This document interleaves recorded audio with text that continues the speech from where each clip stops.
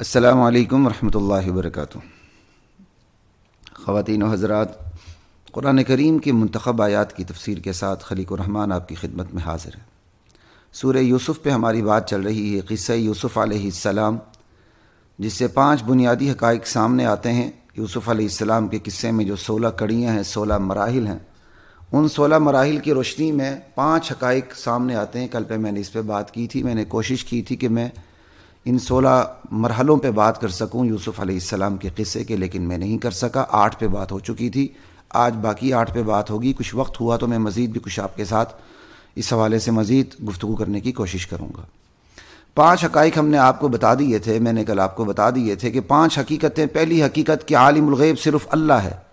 دوسری حقیقت کہ متصرف فی الامور، پوری کائنات کی تدبیر کرنے والی ذات، ساورنٹی، ساورن پاور اللہ ہے، ساورنٹی اللہ کے پاس ہے، اختیار اللہ کے پاس ہے، کن فیکون کی طاقت اللہ کے پاس ہے، چھوٹے بڑے تمام کام اللہ کے پاس ہیں۔ 2 اور تیسری بات، میرے نبی آپ اللہ کے سچے رسول ہیں۔ اور چوتھی بات، مشکلات رسولوں پر بھی آئی ہیں، آپ پر بھی آئیں گی، کامیابی آپ کی۔ اور 5ویں بات کہ اللہ کی سنت یہ ہے کہ نازک ترین حالات میں اللہ کی مدد اور نصرت آیا کرتی ہے۔ تو یوسف علیہ السلام کے واقعے میں جو 16 مرحلوں پہ مشتمل ہے، ان 16 مرحلوں میں یہ 5 حقیقتیں کھل کر بکھر کر نکھر کر سامنے آ جاتی ہیں۔ ہم 8 حقیقتوں پہ بات کر چکے تھے۔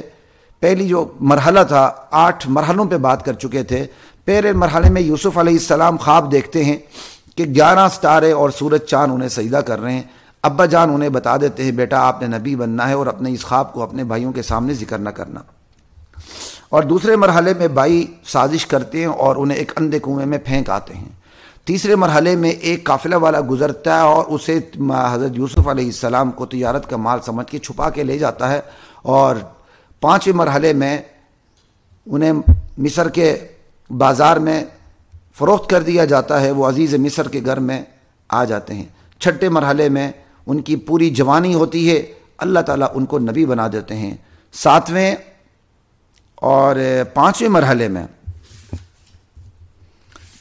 تیسرے مرحلے میں قافلے والے آتے ہیں جو مال تجارت سمجھ کر انہیں لے جاتے ہیں۔ 4تھے مرحلے میں عزیز مصر انہیں خرید لیتا ہے۔ 5ویں مرحلے میں انہیں نبی بنایا جاتا ہے۔ اور 6 مرحلے میں عزیز مصر کی بیوی جس کو اسرائیلی روایات میں زلیخا کہا جاتا ہے، زلیخا نہیں ہوتا، زلیخا ہوتا، تو وہ ورغلانے کی کوشش کرتی ہے، اللہ تعالیٰ آپ کو بچا لیتے ہیں۔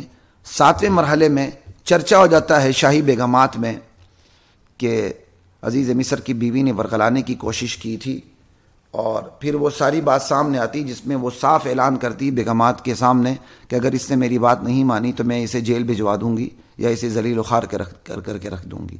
8ویں مرحلے میں یوسف علیہ السلام جیل پہنچتے ہیں، خواب کی تعبیر بتاتے ہیں، جیل پہنچتے ہیں اور جیل کے 2 ساتھی خواب دیکھتے ہیں، اس کی تعبیر بتاتے ہیں۔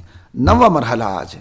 9ویں مرحلے میں یہ ہوتا ہے کہ جیل کا وہ ساتھی جس کو آپ نے خواب کی تعبیر بتائی تھی کہ تم نے چھوٹ جانا ہے، اور نبی یوسف علیہ السلام کے خواب کی تعبیر کے مطابق اسے رہائی مل گئی، وہ چلا گیا۔ اور اسے جاتے ہوئے یوسف علیہ السلام نے کہہ دیا تھا، بادشاہ کے سامنے میرا ذکر کرنا کہ ایک گناہ گار اندر پڑا ہوا ہے، کب تک تم نے اس کو اندر رکھنا ہے، ٹھیک ہے؟ لیکن شیطان نے اسے بلا دیا، کئی سال گزر گئے، اسے یاد نہیں آیا۔ اب یہ جو 9واں مرحلہ ہے، اس میں ایسا ہوتا ہے کہ ایک دفعہ بادشاہ مصر جو ہے وہ خواب دیکھتا ہے۔ خواب بھی اس نے بڑا عجیب دیکھا ہے، انی ارا 7 بقرات سمان یأکلہن 7 عجاف و7 سنبلات خضر واخر یابسات۔ بادشاہ خواب دیکھتا ہے کہ 7 موٹی گائیں ہیں جو 7 دبلی پتلی گائیوں کو کھا رہی ہیں۔ اور پھر اس نے ساتھ یہ بھی خواب دیکھا کہ 7 سبز خوشے ہیں، فصل کے بالیاں ہیں، اور 7 سوکھی بالیاں ہیں، سوکھے خوشے، و7 سنبلات خضر واخر یابسات۔ بادشاہ پریشان ہو گیا کہ یہ میں نے کیا عجیب خواب دیکھا ہے۔ اس نے اس خواب کی تعبیر پوچھنے کی کوشش کی، لیکن اسے تعبیر نہیں ملی۔ اب چونکہ بادشاہ کو اس خواب کی تعبیر چاہیے تھی، بادشاہ تجسس کا شکار تھا، تو جو بادشاہ کا ساقی، شراب پلانے والا، جسے رہائی ملی تھی اور جسے خواب کی تعبیر یوسف علیہ السلام نے بتائی تھی، اسے یاد آ گیا۔ اس نے کہا اللہ اکبر، اس نے کہا جی مجھے جیل بھیج دیا جائے، میں وہاں سے یوسف سے خواب کی تعبیر پوچھ کے آتا ہوں۔ بہرحال اسے جیل بھیج دیا گیا اور وہ سیدھے پہنچا جیل۔ بڑا بے وفا دوست نکلا تھا، اس نے کہا یوسف ایھا الصدیق، اے یوسف، اے میرے دوست، اے سچ بولنے والے، سوری یہ صدیق نہیں ہے صدیق ہے، اے سچ بولنے والے، ٹھیک ہے نا جی۔ تو صدیق اور صدیق میں یہی فرق ہوتا ہے، صدیق دوست کو کہتے ہیں، صدیق سچ بولنے والے کو کہتے ہیں۔ خیر روزہ لگا ہوا ہے، غلطی ہونے لگی تھی، اللہ نے بچایا۔ یوسف ایھا الصدیق افتنا فی 7 بقرات سمان یأکلہن 7 عجاف و7 سنبلات خضر واخر یابسات۔ اس نے بادشاہ کا خواب سامنے رکھ دیا کہ بھائی بادشاہ نے ایسا خواب دیکھا ہے، اس کی تعبیر بتا دو۔ 7 موٹی گائیاں ہیں اور ان کو 7 دبلی گائیاں کھا رہی ہیں، اور 7 خشک بالیں اور 7 ہرے خوشے ہیں، کیا تعبیر ہے؟ یوسف علیہ السلام نے نہ صرف تعبیر بتائی بلکہ تدبیر بھی بتا دی۔ اللہ اکبر! تعبیر بھی بتا دی اور تدبیر بھی بتا دی کہ اب تم نے اس خواب کو سامنے رکھ کے کرنا کیا ہے۔ دیکھو نا، بادشاہ کو خواب بادشاہوں جیسے آئیں گے نا، عوامی خواب تو نہیں ہوں گے۔ اللہ تعالیٰ نے چونکہ بندوبست کرنا تھا، مصر کو قحط سے بچانا تھا، اور اسی واسطے سے وسیلے سے یوسف علیہ السلام کو اقتدار تک پہنچانا تھا، تو وہی ہے، ہر مرحلے میں دیکھیں آپ کو عالم الغیب اللہ نظر آئے گا، متصرف فی الامور اللہ نظر آئے گا، اللہ کیسے تدبیر کر رہے ہیں یوسف علیہ السلام کے لیے۔ اللہ اکبر! یوسف علیہ السلام نے خواب کی تعبیر یہ بتا دی، ارے بھائی یہ 7 دبلی گائیاں ہیں اور 7 موٹی گائیاں ہیں، خوشحالی کا دور ہے اور قحط سالی کا دور ہے، 7 سال خوشحالی کے، 7 سال قحط سالی کے، لامالا موٹی گائیاں خوشحالی ہیں، پتلی گائیاں قحط سالی ہیں، 7 خشک بالے ہیں اور 7 ہرے خوشے ہیں، تو لامالا ہرے خوشے خوشحالی ہیں اور جو خشک ہے وہ قحط سالی ہے، تو 7 کا عدد 7 سال ہو گیا۔ کہا بھائی 7 سال خوشحالی کے ہوں گے، اس کے بعد 7 سال جو آئیں گے بدترین قحط کے آئیں گے، اس کے بعد جو سال آئے گا اس میں بڑی بارشیں بھی ہوں گی، رس بھی نچوڑے جائیں گے، بہت کچھ ہوگا، لیکن 7 سال لگاتار خوشحالی کے بعد 7 سال لگاتار قحط سالی کے آئیں گے، بدترین قحط سالی ہوگی۔ یہ تو تھی خواب کی تعبیر، لیکن ہم تعبیر و تدبیر کو مکس اپ کر دیتے ہیں۔ ہمیں بتاتے ہوئے یہ کرنا چاہیے کہ ہم پہلے تعبیر بتائیں اور ساتھ تدبیر بھی بتا دیں کہ بھائی یہ تعبیر ہے، یہ تدبیر ہے۔ 7 کا عدد نے بتا دیا خوشحالی کے 7 سال اور بدحالی کے 7 سال، ٹھیک ہے نا۔ موٹی گائیاں خوشحالی، سرسبز خوشے خوشحالی، سوکھے خوشے بدحالی، پتلی گائیاں بدحالی۔ تدبیر کیا کرنی ہے؟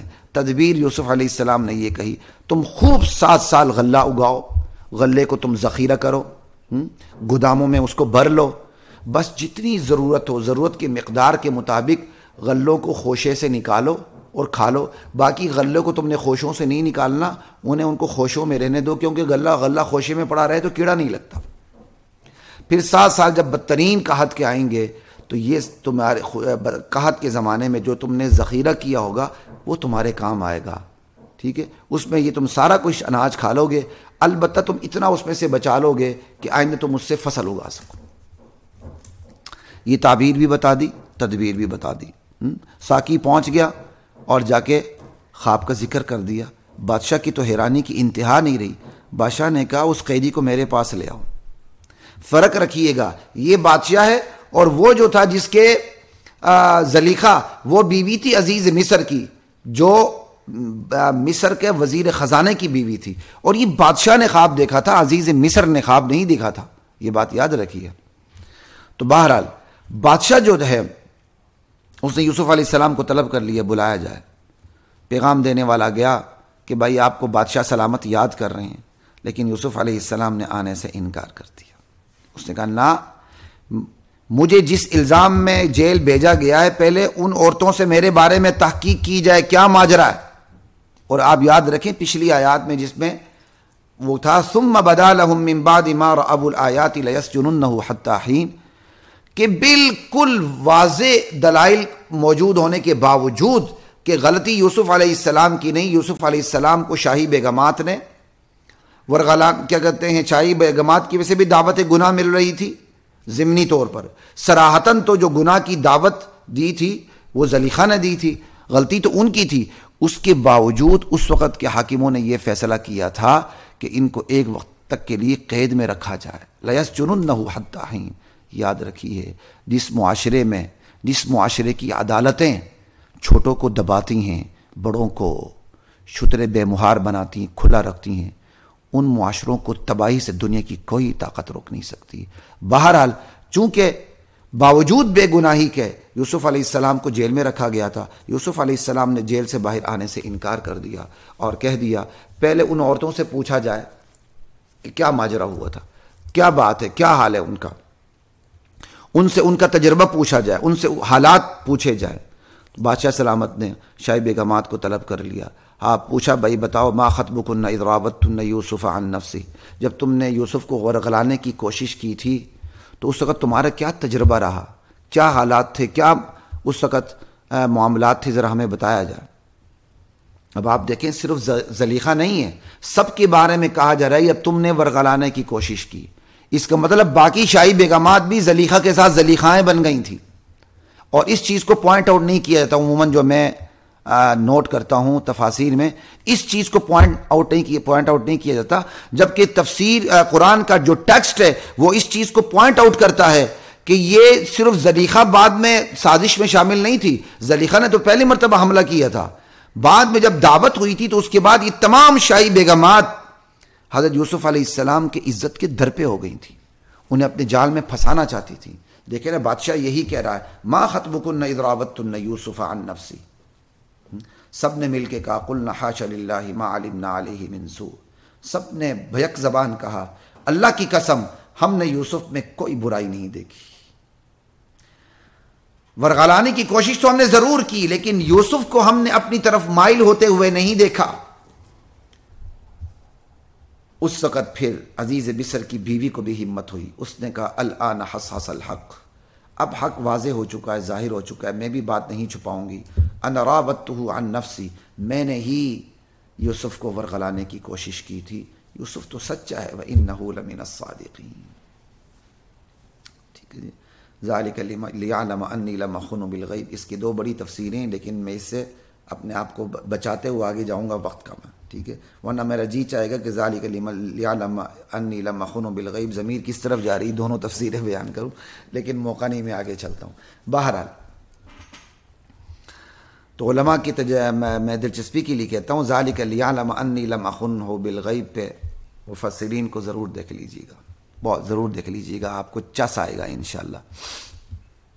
انتشار ضمائر کے حوالے سے یہاں بڑی بہترین بحث ہے، مزہ آتا. خیر وجاء اخوۃ یوسف فدخلوا علیہ فعرفهم وهم له منکرون.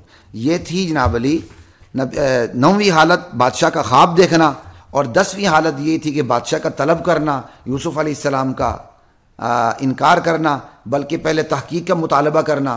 تحقیق ہو جاتی ہے، عورتیں اپنے گناہ کا اعتراف کرتی ہیں، یوسف علیہ السلام کی بے گناہی بتاتی ہیں، بادشاہ کو اور بھی اعتبار آ جاتا ہے. بادشاہ سلامت پھر یوسف علیہ السلام کو طلب کرتے ہیں اور کہتے ہیں انک الیوم لدینا مکین امین، آج تم ہمارے پاس باوقار اور امین انسان ہو، تم جو منصب چاہو گے تمہیں مل جائے گا. اب یوسف علیہ السلام نے جب یہ دیکھا کہ منصب لیے بغیر گزارا نہیں، اس نے منصب مجھے دینا ہی دینا ہے، پھر کہا اجعلنی علی خزائن الارض. یہ جو محکمہ زراعت ہے نا، محکمہ زراعت کا لفظ بولتے ہوئے مسکراہٹ بھی آ جاتی ہے بہت سے لوگوں کو، آنی چاہیے، کوئی فرق نہیں پڑتا. خیر اجعلنی علی خزائن الارض، یہ زراعت زمین کے جو خزانے ہیں، زراعت کا جو یہ ہے زمین خزانوں سے مراد وہی زرعی خزانے، یہ میرے سپرد کر دیا جائے، میں اس کام کو جانتا بھی ہوں اور انی حفیظ علیم. اللہ اکبر. اور میں اس کا محافظ بھی ثابت ہوں گا. اب اللہ تعالیٰ کیا کہہ رہے ہیں ذرا سنیے اس 10ویں حالت میں. وَكَذَلِكَ مَكَّنَّا لِيُوسُفَ فِي الْأَرْضِ، یوں ہم نے یوسف کو زرزمین مصر میں قدم جمانے کی یوسف کے لیے صورت نکال دی. یوں ہم نے اپنے بندے یوسف کو سرزمین مصر کے اندر ٹھکانہ مہیا کیا. پہلے تو وہ بیچارہ کنویں میں تھا، پھر بیچارہ عزیز مصر کی غلامی میں آ گیا، اب ہم نے گریجولی کرتے کرتے اسے وہ مقام دے دیا یتبوأ منہا حیث یشاء، جہاں چاہے پورے مصر میں جہاں مرضی رہے. اب تو وہ بڑا با اختیار ہو چکا ہے. نصیب برحمتنا من نشاء ولا نضیع اجر المحسنین. خیر یہ تھی 10ویں حالت۔ اب وزیر زراعت بن جاتے ہیں، اور اب قرآن کریم نے تمام درمیان میں جو واقعہ ہے وہ ادماج میں آتا ہے، سارا حذف کر دیا، وہ بیان نہیں کیا۔ 7 سال خوشحالی کے آتے ہیں، اور ان خوشحالی کے 7 سالوں میں یوسف علیہ السلام بہترین پیش بندی کرتے ہیں آئندہ کے 7 سال جو آ رہے ہیں۔ آپ نے خواب کی تعبیر بھی بتائی تھی، تدبیر بھی بتائی تھی، تو 7 سال آپ نے بہترین خوشحالی کے دور میں آنے والی قحط سالی کے لیے بہترین تدبیر کی۔ اور پھر یہ ہوا کہ جب قحط سالی کا دور آیا تو گر کو دوپیش فلسطین میں ادھر ادھر سب طرف کیا کہتے ہیں قحط سالی تھی۔ مصر ایک ایسی جگہ تھی جہاں خوشحالی تھی، تو سب مصر کی طرف غلہ لینے کے لیے رجوع کرنے لگے۔ فلسطین سے حضرت یوسف علیہ السلام کے بھائی بھی غلہ لینے کے لیے مصر آ گئے۔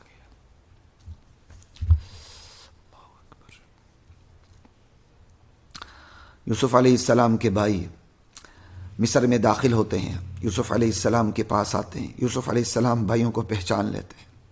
یوسف علیہ السلام کے بھائی اپنے مظلوم بھائی کو نہیں پہچانتے۔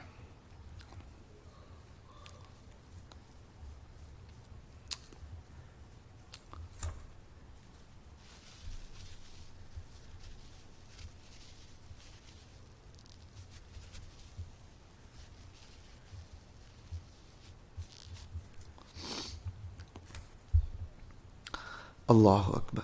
یوسف علیہ السلام اپنے بھائیوں سے باتیں کرتے ہیں، پہچان تو لیتے ہیں نا، گھر کی ساری صورتحال معلوم کرتے ہیں۔ انہیں یہ بھی پتہ چل جاتا ہے، بھائیوں نے بتا دیا ہمارا ایک بھائی ماں شریک بھائی ہے، بنیامین بھی ہے۔ یوسف علیہ السلام نے اب پوری ترکیب سوچی کہ بنیامین کو یہاں کیسے لایا جائے۔ انہوں نے کہا ائتونی بأخ لکم من ابیکم، تمہارا باپ شریک بھائی ہے نا، جب تم دوبارہ غلہ لینے آؤ گے تو اس کو میرے پاس ضرور لے کے آنا۔ تم دیکھتے نہیں ہو میں نے تمہیں پورا غلہ دیا، اور اگر تم اپنے بھائی کو لے کر نہیں آئے تمہیں غلہ نہیں ملے گا، میرے قریب بھی نہ آنا۔ انہوں نے کہا ہم اپنے باپ کو سمجھائیں گے، راضی کرنے کی کوشش کریں گے، سنراود عنہ اباہ، ہم یہ کام ضرور کریں گے۔ غلے کے جو پیسے لے کر آئے تھے یوسف علیہ السلام نے، وہ غلے کے وہ پیسے بھی ان کے غلے میں واپس۔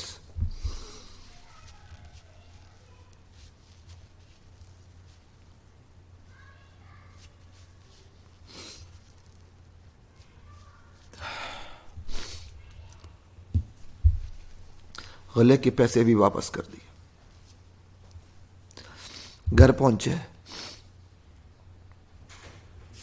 اور سارا ماجرا سنایا۔ باپ یعقوب نے کہا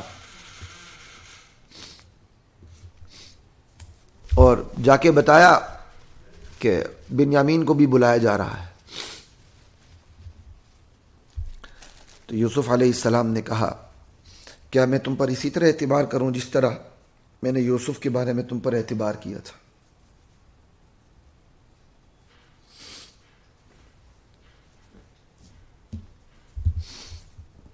بہرحال کافی تأمل کے بعد یعقوب علیہ السلام راضی ہو جاتے ہیں بنیامین کو ساتھ بھیجنے پر۔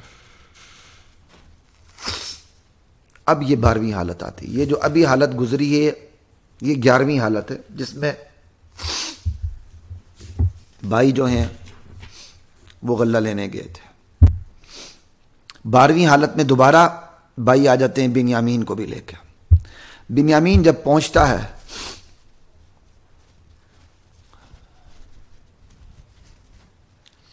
یوسف علیہ السلام اسے علیحدگی میں بٹھا لیتے ہیں، اسے بتا دیتے ہیں میں تمہارا بھائی ہوں، کھویا ہوا بھائی۔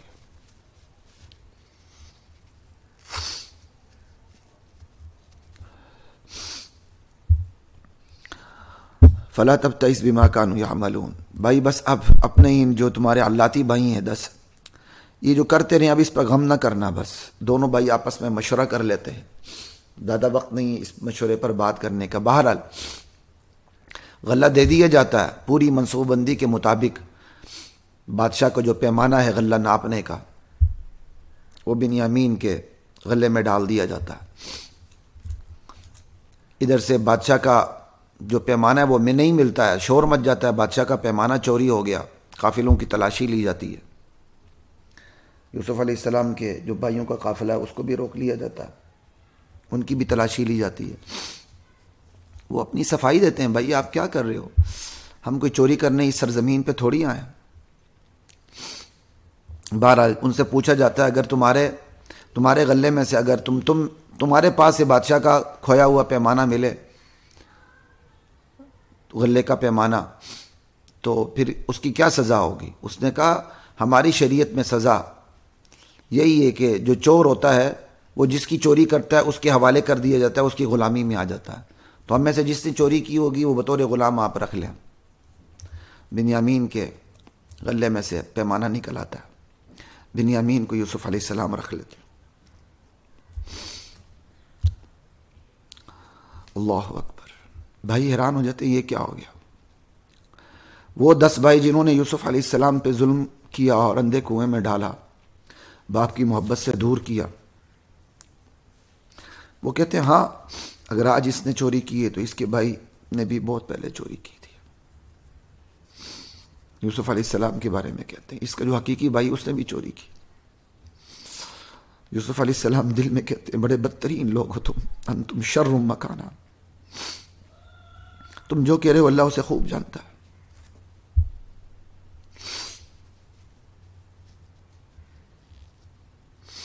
اب چونکہ 10 بھائی جو تھے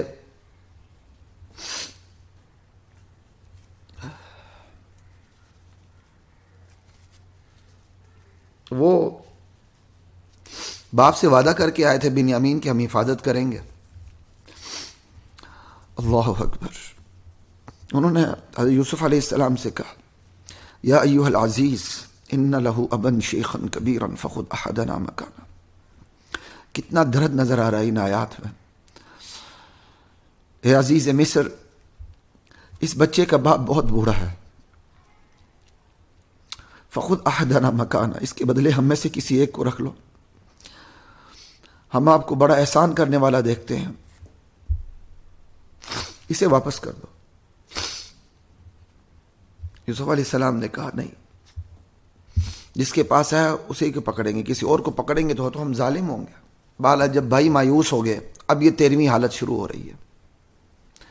12ویں حالت میں آپ نے دیکھ لیا کہ بھائی بنیامین کو لے کے جاتے ہیں اور بنیامین پکڑ لیا جاتا ہے، اور یہ یوسف علیہ السلام کی اپنی پلاننگ کے تحت سارا کچھ ہوا تھا. 13ویں حالت میں جب یہ ہے کہ جب بھائی یوسف علیہ السلام سے مایوس ہو جاتے ہیں تو آپس میں مشورہ کرتے ہیں، اور بڑا بھائی کہتا ہے تمہیں پتہ ہے اس سے پہلے تم یوسف کے بارے میں زیادتی کر چکے ہو، میں تو اب واپس باپ کے پاس جانے والا نہیں، یا وہ مجھے اجازت دیں گے پھر جاؤں گا، یا اللہ میرے بارے میں کوئی فیصلہ کریں گے. جاؤ اپنے باپ کے پاس کہہ دو تیرے بیٹے نے چوری کی ہے، ہم نے خود دیکھا نہیں ہے، کہا یہی گیا کہ بیٹے نے چوری کی ہے. آپ بستی والوں سے پوچھ بھی سکتے ہیں اور قافلوں سے بھی اس کی تصدیق کر سکتے ہیں. یعقوب علیہ السلام کو جا کے سارا ماجرا بھائی بیان کر دیتے ہیں. یعقوب علیہ السلام دل کی بات جانتے تو انہیں غم نہ ہوتا. انہوں نے کہا نہیں، یہ تمہارے نفس نے بات بنائی ہے، بہت بڑی بات کو تمہارے لیے آسان کر دیا، میں صبر کروں گا، اللہ سے کچھ بعید نہیں، مجھے اللہ سے بہت امید ہے، اللہ ان سب کو دوبارہ جمع کرے گا.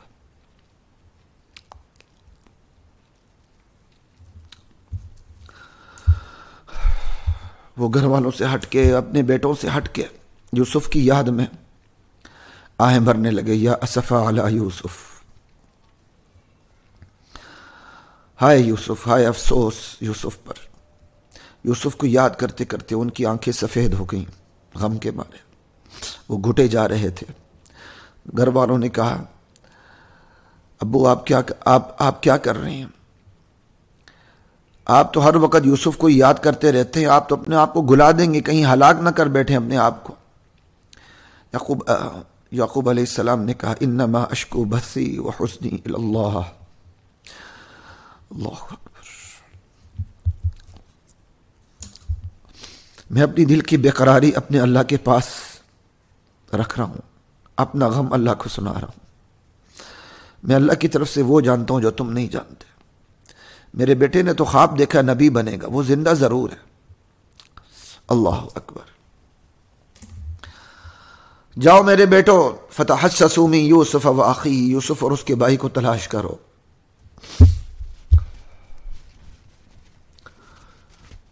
ولا تیسوا من روح اللہ، اللہ کی رحمت سے مایوس نہ ہونا.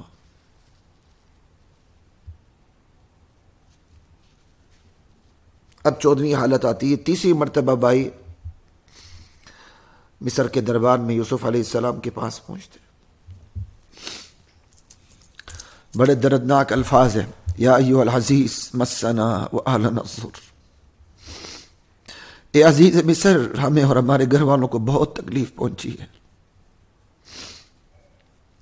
وجئنا ببضاعۃ مزجاۃ، ہم تھوڑی سی جمع پونجی لے کر آئے ہیں. فأوف لنا الکیل، لیکن امید ہے کہ آپ ہمیں غلہ پورا پورا دیں گے، کچھ مزید اپنی طرف سے بھی دے دیں گے، احسان کر کے دے دیں گے. اللہ صدقہ دینے والوں کو، احسان کرنے والوں کو بدلہ دیتا ہے. یوسف علیہ السلام سے ان کا یہ غم، تکلیف، ان کی یہ حالت دیکھی نہیں گئی. بے اختیار پکار کہہ اٹھے، هل علمتم ما فعلتم بيوسف، کیا تم جانتے ہو تم نے یوسف اور اس کے بھائی کے ساتھ کیا کیا تھا؟ اذن تم جاہلون، جب تم جاہل تھے، نادان تھے. بھائیوں نے دیکھا یہ کیا بات ہے، فوراً پہچان گیا. انک لانت یوسف، کیا آپ یوسف ہو؟ یوسف نے کہا ہاں میں یوسف ہوں، یہ میرا بھائی بنیامین ہے. اللہ نے ہم پر احسان کیا، اور واقعی جو تقوی اختیار کرتا ہے، صبر کرتا ہے، اللہ اس کا اجر ضائع نہیں کرتا. بھائیوں نے کہہ دیا لقد آثرک اللہ علینا وان کنا لخاطئین، تاللہ لقد آثرک اللہ علینا، اللہ نے آپ کو ہم پر فضیلت دے دی یوسف، ہم واقعی خطا کاروں میں سے. یوسف علیہ السلام نے بڑے پن کا مظاہرہ کرتے ہوئے فرمایا نہیں، آج تم پر کوئی گرفت نہیں، کوئی الزام نہیں. لا تثریب علیکم اليوم، اللہ تمہیں معاف کرے، میں تمہیں معاف کر ہی دیا تمہیں. وہو ارحم الراحمین، جاؤ میری اس قمیص کو لے کر جاؤ، میرے باپ کے چہرے پہ ڈال دو، وہ بھی نہ ہو جائیں گے.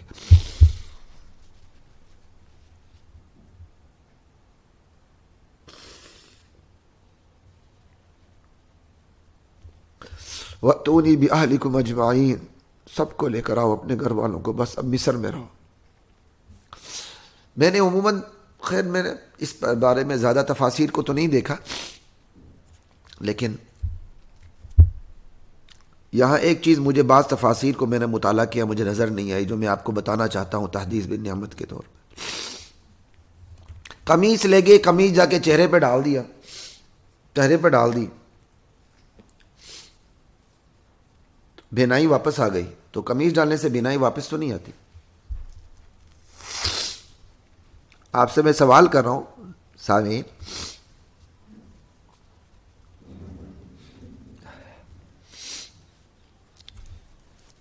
چہرے پہ کسی کی بھی قمیص ڈال دیں، چاہے وہ نبی کی قمیص کیوں نہ ہو، بینائی واپس تو نہیں آتی.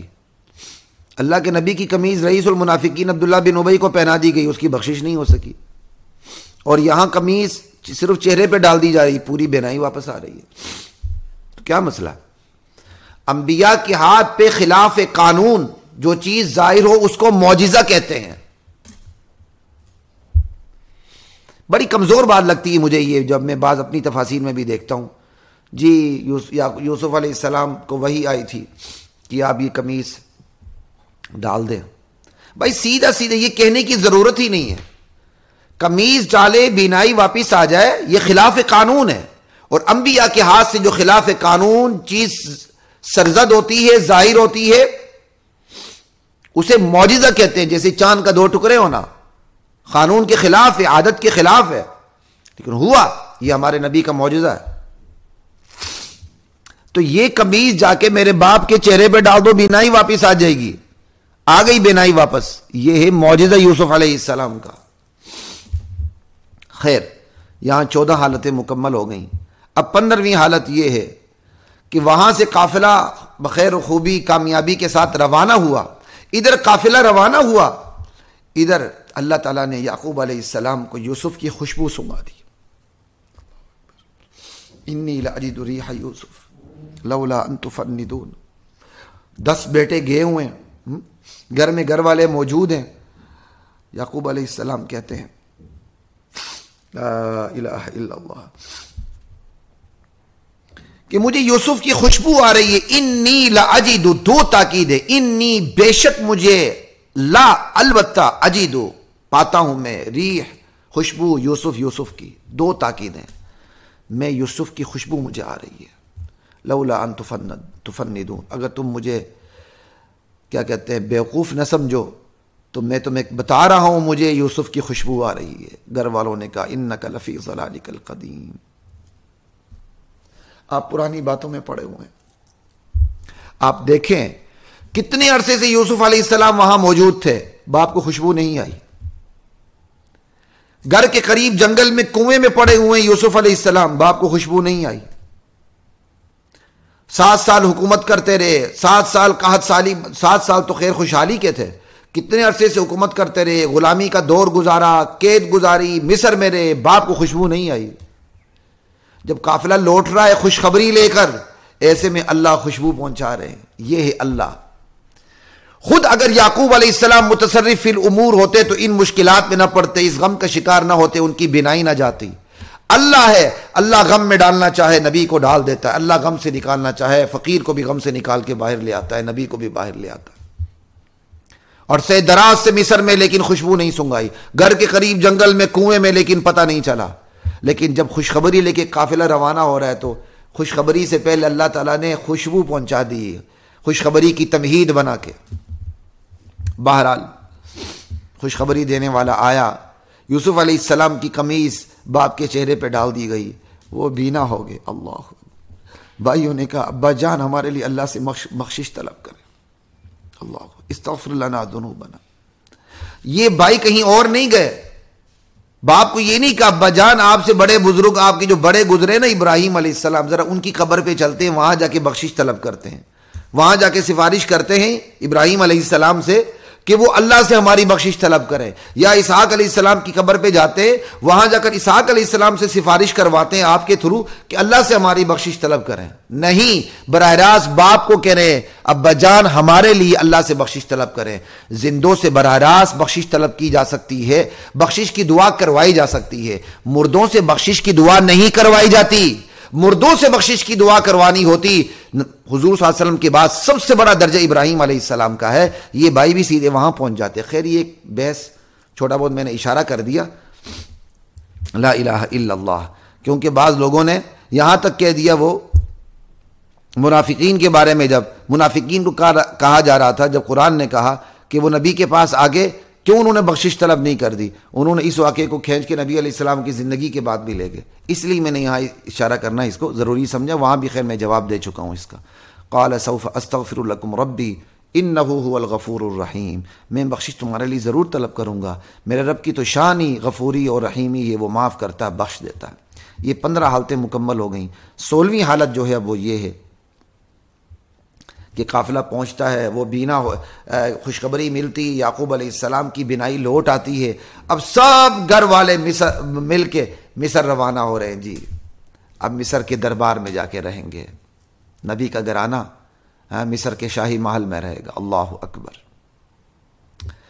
جب یعقوب علیہ السلام کی قیادت میں پورا گھرانہ پہنچتا ہے یوسف علیہ السلام کے پاس، یوسف علیہ السلام آوا الیہ ابویہ، اپنے والدین کو اپنے پاس تخت پہ بٹھا لیتے.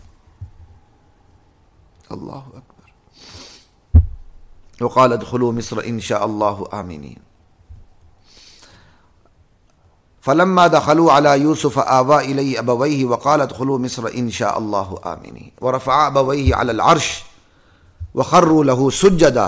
بہرحال جب وہ یوسف علیہ السلام کے پاس آتے ہیں، یوسف علیہ السلام ان کا استقبال کرتے ہیں اور ورفع أبويه على العرش، اور اپنے والدین کو اپنے پاس عرش پر بٹھا لیتے ہیں، تخت پہ بٹھا لیتے ہیں. لا الہ الا اللہ. وخروا له سجدا، اور سب کے سب باپ بیٹے یوسف علیہ السلام کو سجدہ کرتے ہیں. 10 بیٹے ایک طرف تھے، بنیامین ایک، 11 ہو گئے. باپ اور ماں 13 ہو گئے. تو یہ یوسف علیہ السلام کی خواب کی تعبیر ہوئی. سورج چاند سجدہ کر رہے ہیں، سورج چاند والدین ہو گئے، 11 ستارے سجدہ کر رہے ہیں، 10 بھائی حقیقی اللاتی ہو گئے، 1 بھائی حقیقی ہو گئے، 11 بھائی 11 ستارے ہو گئے، یہ سجدہ کر رہے ہیں. اللہ اکبر. یا ابت ھذا تأویل رؤیای من قبل قد جعلها ربی حقا. ابا جان یہ میرے خواب کی تعبیر ہے، دیکھیں اللہ تعالیٰ نے اس کو سچ کر دکھایا. اب 1-2 باتیں حضرات محترم آپ سے کرتا ہوں، اس کے بعد میں اس کو لپیٹ دیتا ہوں. خیر میں دعا بھی پڑھ لوں تو اچھا ہے. جو یوسف علیہ السلام نے اللہ تعالیٰ سے اعتراف کیا، ربی قد آتیتنی من الملک، بے میرے پروردگار تو نے مجھے بادشاہت عطا فرما دی، وعلمتنی من تأویل الاحادیث، اور مجھے خواب کی تعبیر کا علم سے نواز دیا، اور معاملے کی گہرائی تک پہنچنے کا علم دے دیا مجھے. فاطر السماوات والارض، اے آسمان و زمین کے خالق، انت ولی فی الدنیا والآخرہ، تو ہی میرا ولی ہے، تو ہی میرا کارساز ہے، میرا گارڈین ہے، دنیا میں بھی آخرت میں بھی. توفنی مسلمہ، اے اللہ مجھے موت دے تو حالت اسلام میں دے، والحقنی بالصالحین، موت کے بعد مجھے صالحین کے ساتھ ملا دے. ذالک من انباء الغیب نوحیہ الیک، یہ ادخال الہی ہے. اب اللہ تعالیٰ کہتے ہیں میرے نبی یہ غیب کی خبر ہے، من انباء، یہ جو ہم نے پورا قصہ یوسف آپ کو بتا دیا یہ غیب کی خبروں میں سے ہے. نوحیہ الیک، ہم اس کو وحی کر رہے ہیں آپ کی طرف. وما کنت لدیہم اذ اجمعوا امرہم وہم یمکرون، جب یوسف کے بھائی جمع ہو کے اتفاق کر کے یوسف کے خلاف سازش کر رہے تھے تو آپ وہاں موجود نہیں تھے. حاضر ناظر اللہ کے سوا کوئی بھی نہیں ہے، یہ بات یاد رکھیے. یہاں نبی علیہ السلام کے حاضر ناظر ہونے کی نفی ہو رہی ہے، تو علم غیب کی بھی نفی ہو رہی ہے کہ ہم وہی کر رہے ہیں، آپ کو تو خود سے معلوم نہیں ہے. لا الہ الا اللہ واللہ اکبر. یہ 16 کڑیاں، ان 16 کڑیوں میں 5 مراحل میں 5 حقیقتیں کھل کے سامنے آتی ہیں. عالم الغیب اللہ، کائنات میں چھوٹے بڑے امور چلانے والا اللہ. آپ سچے نبی ہیں، اسی لیے تو آپ پر سچی وحی نازل ہو رہی جو آپ لوگوں کو سنا رہے ہیں. اور چوتھی بات، انبیاء پر مصائب آیا کرتے ہیں، یوسف پر بھی آئے، یعقوب پر بھی آئے، سب پر آئے علیہم السلام. میرے نبی آپ پر بھی آ رہے ہیں، کوئی بات نہیں، آپ ان کو برداشت کریں، انجام آپ ہی کا اچھا ہے. پوری جو صورت آگے جا رہی ہے حتی اذا استیأس الرسل، سب اس سے پتہ چل رہا ہے. اور 5ویں حقیقت جو ظاہر باہر بکھر نکھر کے سامنے آتی ہے اس پورے واقعے میں، وہ یہ ہے کہ نازک ترین حالات، مشکل ترین حالات اللہ کی نصرت اور مدد کا وقت ہوا کرتے ہیں. یہ میں نے آپ کے سامنے بات رکھ دی. اب میں 2 باتیں آپ کے سامنے اور عرض کیے دیتا ہوں. پہلی بات یہ ہے کہ یہ باپ بیٹا صاحب یوسف علیہ السلام کے سامنے سجدہ ریز ہو گئے کہ اللہ کے سوا سجدہ جائز ہے. دیکھیں جی، سجدے کی 2 قسمیں، سجدہ تعظیمی اور سجدہ عبادت.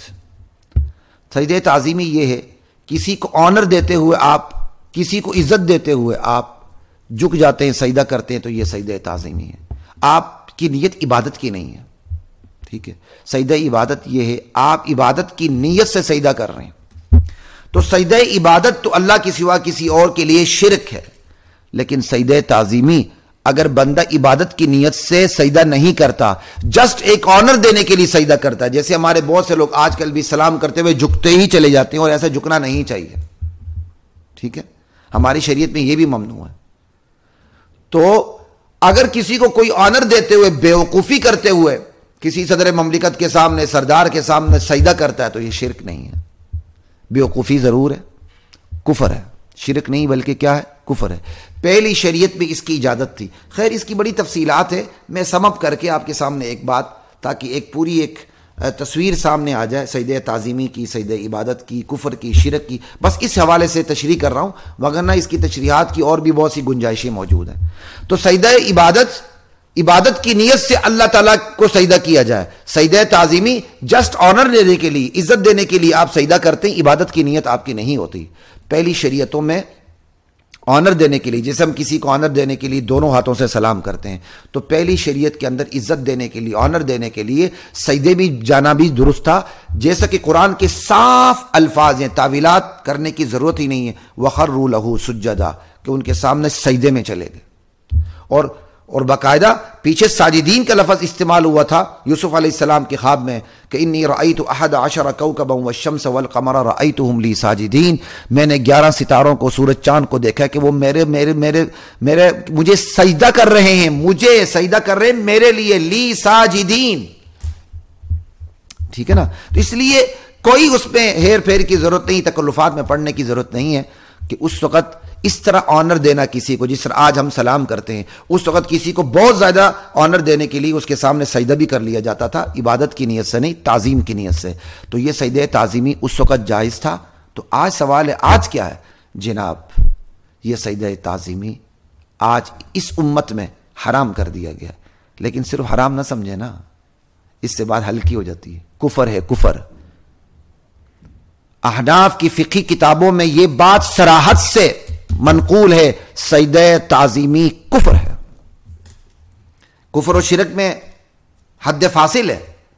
شرک کہتے ہیں اللہ کی ذات اور صفات میں کسی کو شریک ٹھہرانا، کفر ہے اللہ کے کسی قطعی یقینی حکم کا انکار کر دینا۔ اب کوئی بندہ کسی کے سامنے آنر دیتے ہوئے سجدہ کرتا ہے، جیسے ہمارے عمران خان صاحب پاک پتن جا کے سجدے میں پڑ گئے تھے، تو ہم تو عمران خان سے یہ قطعاً توقع نہیں کریں گے کہ وہ خدا سمجھ کے سجدہ کر رہے تھے۔ میں خیال اپنے الفاظ میں بھی انہوں نے یہی کہا تھا، یہ ایک آنر دینے کا طریقہ، میں نے آنر دیا ہے، شاید یہ الفاظ نہیں بھی کہا ہے تو آنر ہی دیا ہے۔ تو یہ آنر دینا بھی کفر ہے، کلمہ پڑھنا چاہیے، بندہ اس سے دائرہ اسلام سے باہر نکل جاتا ہے۔ شرک نہیں ہے کا مطلب یہ نہیں کہ کفر نہیں ہے، سجدہ عبادت اللہ کے علاوہ کسی اور کے لیے شرک ہے، سجدہ تعظیمی اللہ کے علاوہ کسی اور کے لیے کفر ہے۔ سمجھ آئیے؟ بندہ کافر ہو جاتا ہے، مشرک نہیں ہوتا، کافر ہو جاتا ہے، ٹھیک ہے نا؟ تو دونوں کی بخشش تب تک نہیں ہو سکتی جب تک وہ دوبارہ اسلام قبول نہ کریں۔ تو یہ سجدہ تعظیمی اور سجدہ کیا کہتے ہیں جو عبادت ہے یہ، اور سجدہ شرک اور سجدہ کفر، یہ سجدہ عبادت اللہ کے علاوہ شرک، سجدہ تعظیمی اللہ کے علاوہ کفر، ٹھیک ہے نا؟ تو یہ 4 چیزیں آ گئی، سجدہ تعظیمی، سجدہ عبادت، سجدہ شرک، سجدہ کفر۔ اس امت میں اللہ کے علاوہ کسی اور کو تعظیماً سجدہ کرنا بھی حرام کر دیا گیا، بلکہ کفر ہے، کفر ہے، کفر ہے، یہ بات یاد رکھیے گا، سمجھ آئی؟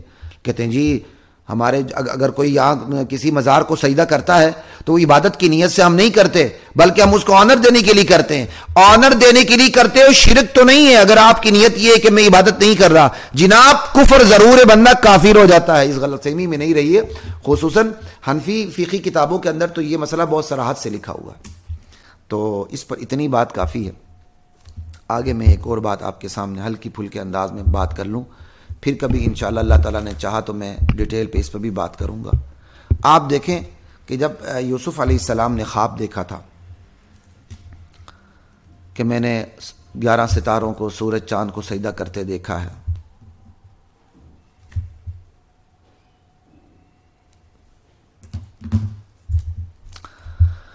تو یوسف علیہ السلام نے کہا تھا اپنے بھائیوں کو یہ خواب بیان نہ کرنا۔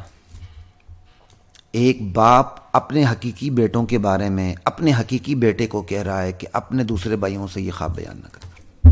کوئی سمجھ آتی ہے بات آپ کو؟ کیا یہ یعقوب علیہ السلام کے لیے مناسب تھا؟ سوال ہے۔ یعقوب ایک نبی تو غلط کام کر ہی نہیں سکتا۔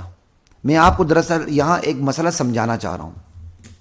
باپ اپنے 10 حقیقی بیٹوں کے بارے میں ایک حقیقی بیٹے کو کہہ رہا ہے کہ بیٹا اپنا یہ خواب 10 حقیقی، میرے جو 10 حقیقی بھائی ہیں تمہارے، میرے جو 10 حقیقی بیٹے ہیں، میرے تو حقیقی بیٹے تمہارے اللاتی بھائی ہیں، ان کو یہ خواب بیان نہ کرنا،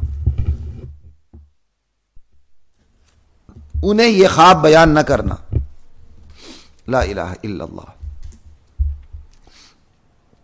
یعنی پھر بتا دوں، شاید یہاں میرا یہ بٹن شاید آف ہو گیا تھا، شاید آواز نہ آئی ہو، تو میں یہ دوبارہ آپ کو بتا دوں کہ یعقوب علیہ السلام نے اپنے حقیقی بیٹے یوسف کو روکا تھا علیہ السلام کو کہ اپنے بھائیوں سے ذکر نہ کرنا خواب، وہ تدبیر کریں گے، تمہارے خلاف سازش کریں گے۔ یعنی باپ نے اپنے حقیقی بیٹوں کے بارے میں اپنے حقیقی بیٹے کو کہا کہ اے بیٹے، میرے 10 بیٹے جو ہیں ان کو اپنا خواب بیان نہ کرنا ورنہ وہ تیرے خلاف سازش کریں گے۔ تو ایک باپ کے لیے مناسب ہے کہ وہ اپنے سگے بیٹوں کے درمیان یہ کہے کہ یہ تمہارے خلاف سازش کریں گے، تم ان کو یہ بات بیان نہ کرو۔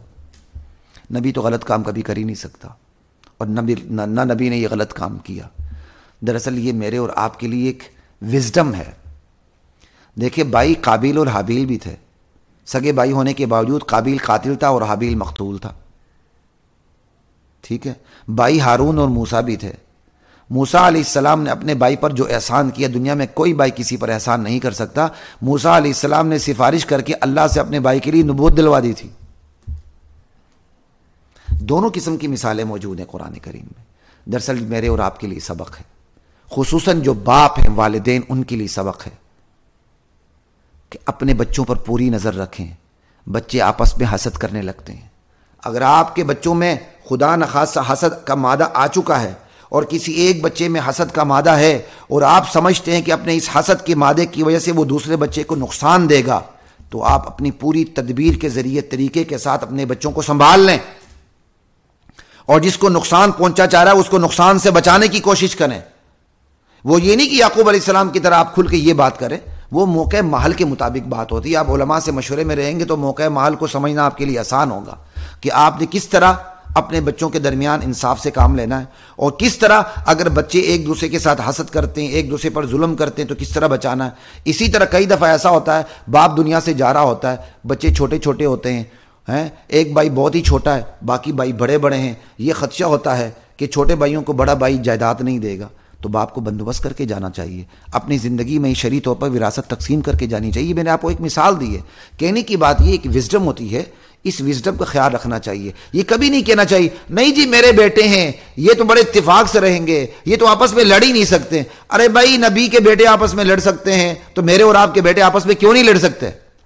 یہ خام خیالیاں دل میں نہ رکھا کریں، گراؤنڈ ریالٹی کو کبھی بھی نظر انداز نہ کریں، گراؤنڈ ریالٹی کو سامنے رکھتے ہوئے دیکھیں۔ اگر آپ کے بچوں میں حسد بالکل نہیں، اتفاق ہے، اللہ کا شکر ادا کریں، اور اگر آپ کے بچوں میں اتفاق نہیں ہے، حسد ہے، یا ان کی طبیعتیں آپس میں نہیں ملتی، تو پھر آپ وہ ترتیب کر کے دنیا سے جانے کی کوشش کریں کہ پھر ان کے اندر مزید لڑائی جھگڑا نہ بڑھے۔ یہی ہمارا مشاہدہ ہوتا ہے، ہم دیکھتے ہیں۔ آپ بھی دیکھیں، آپ نے بھی مشاہدات کیے ہوں گے، ایک بھائی کی شادی کروا دیتا ہے، وہ جس کی شادی کروائی ہوتی ہے وہی بھائی جس نے شادی کروائی ہوتی اس کو روک لیتا ہے، میرے سسرال طریقے سے آنا، اب میرے سسرال میں تم نے آنکھ بند کر کے داخل نہیں ہونا، یہ میرا سسرال ہے، حالانکہ اسی بھائی نے اس کی شادی کروائی ہوتی ہے۔ ایک یہ آپ مشاہدہ کریں، ہوتا ہے کئی دفعہ۔ یہ تو چھوٹی چھوٹی میں آپ کو مثالیں دے رہا ہوں جو ہمارے سامنے دنیا میں آتی ہیں۔ اسی طرح ایک باپ نے بڑی مشکل سے سفارش کر کے بھائی کو جاب دلوائی ہوتی ہے، یا بھائی کو اپنے باپ کے کیا کہتے ہیں، کوئی کمپنی ہے، کوئی ادارہ ہے، اس میں اس کو مقام دلوایا ہوتا ہے۔ جس کو مقام دلوایا ہوتا ہے اور جس کے ذریعے مقام دلا ہوتا ہے، وہ بھائی جس کو مقام ملا ہوتا ہے وہی آ کے جس کے ذریعے مقام ملا ہوتا ہے اس کی ٹانگیں کاٹنی شروع کر دیتا ہے۔ جس دنیا میں ہو رہا ہے، لا الہ الا اللہ۔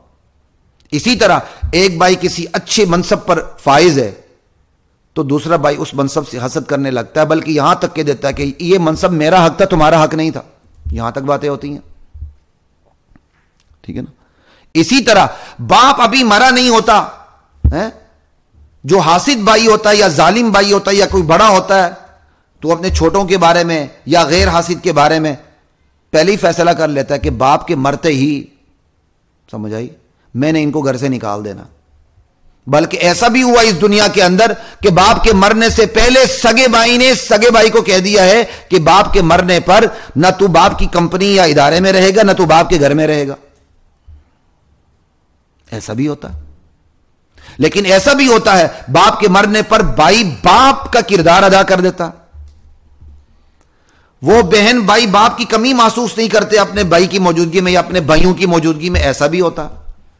تو کہنے کے مطلب یہ ہے حضرات محترم، دنیا کے اندر ہر رنگ پائے جاتے ہیں، ہارون اور موسیٰ کا رنگ بھی پایا جاتا ہے کہ ایسے بھائی ہوتے ہیں کہ ایک دوسرے پہ جان نچھاور ہوتی ہے۔ حابیل اور قابیل کا رنگ بھی پایا جاتا ہے کہ ایسے بھائی ہوتے ہیں کہ ایک بھائی دوسرے کو قتل کر بیٹھتا ہے۔ اور اسی طرح برادران یوسف اور یوسف کا رنگ بھی پایا جاتا ہے کہ یوسف تو حسد نہیں کرتا، لیکن برادران یوسف سے حسد کرتے ہیں، اس کے ساتھ سازش کرتے ہیں، اسے اندھے کنویں میں پہنچا دیتے ہیں. وہ اندھے کنویں میں پہنچا ہوا بندہ اقتدار پر پہنچ جاتا ہے اور نبوت کے منصب پر فائز ہو جاتا.